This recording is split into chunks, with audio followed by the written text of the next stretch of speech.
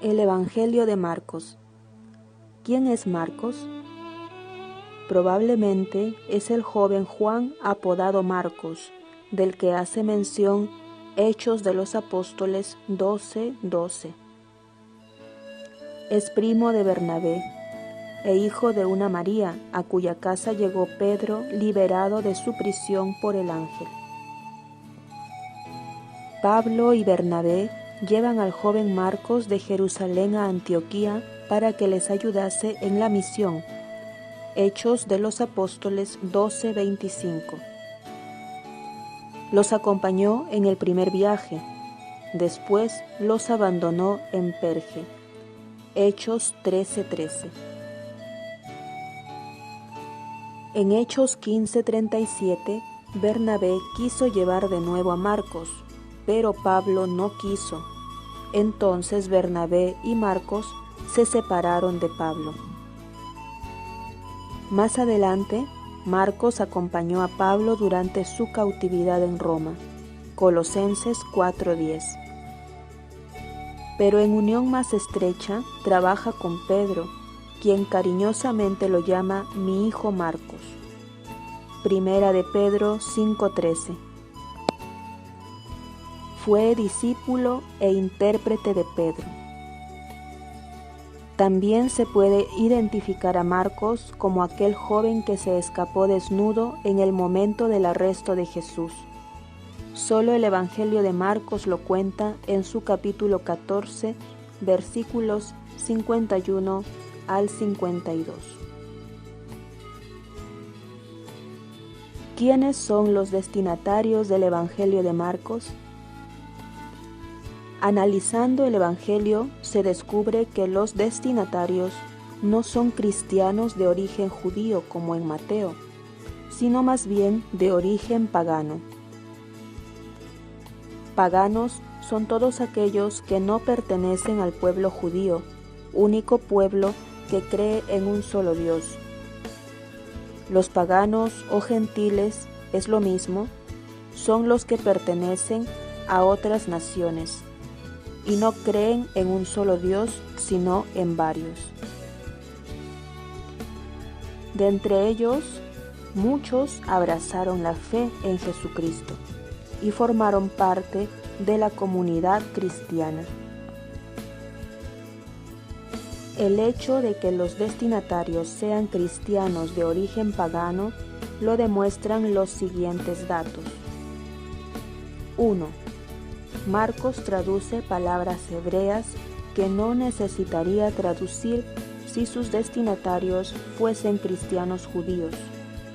Por ejemplo, traduce Efetá, que significa ábrete, Gólgota, que significa lugar de la calavera, etc.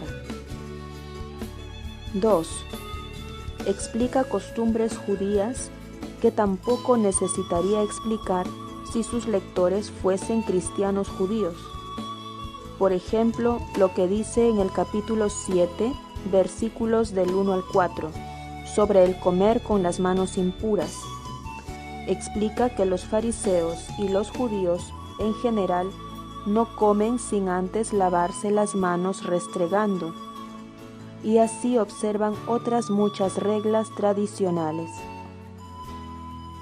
3. El Evangelio está escrito originalmente en griego, pero hay palabras latinas escritas con letras griegas y se menciona con frecuencia la moneda romana. 4. No habla de temas que los destinatarios no hubiesen podido entender. Por ejemplo, no habla de la contraposición entre ley antigua y ley nueva, como lo hace Mateo. 5.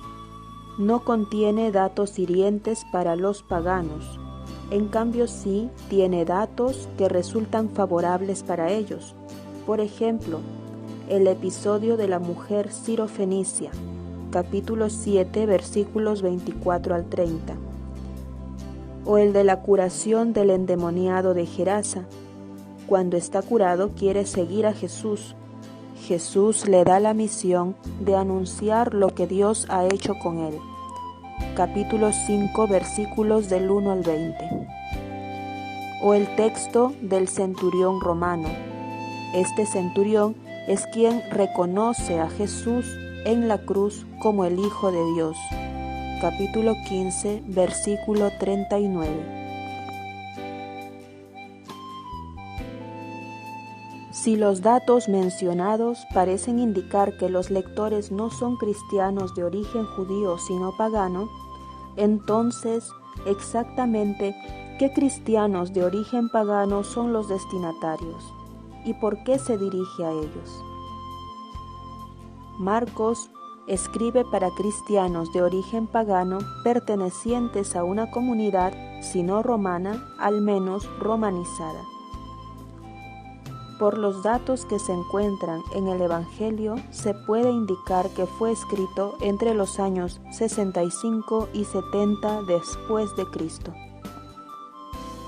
En este tiempo los creyentes se enfrentan con dificultades y contradicciones.